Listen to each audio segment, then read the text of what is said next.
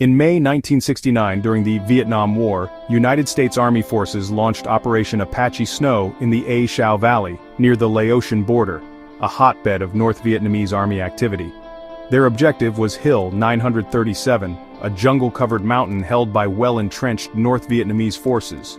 The United States soldiers would come to know it by a grim nickname, Hamburger Hill, because it chewed men up like a meat grinder. The 101st Airborne Division, including the famed Screaming Eagles, was tasked with taking the hill. What followed was 11 days of hellish combat in torrential rain, mud, and sweltering jungle heat. Each day American paratroopers fought uphill against dug-in North Vietnamese bunkers, facing machine gun fire, mortars, and booby traps. The hill was so steep and slippery that soldiers had to use tree roots and vines to climb. Air support and artillery pounded the mountain, but the enemy kept coming.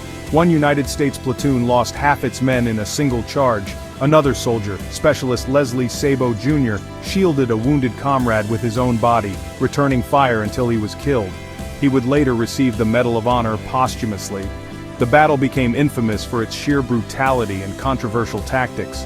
Casualties mounted, nearly 400 United States troops wounded or killed, with over 600 North Vietnamese dead. But the hill itself had little strategic value. When the Americans finally took the summit on May 20th, the North Vietnamese had already withdrawn. Days later, United States forces abandoned it. Hamburger Hill sparked a firestorm back home, as Americans questioned why so many had died for a hill that was soon left behind. But for the men who fought there, the story wasn't about politics. It was about survival, brotherhood, and relentless courage in a fight no one wanted to lose.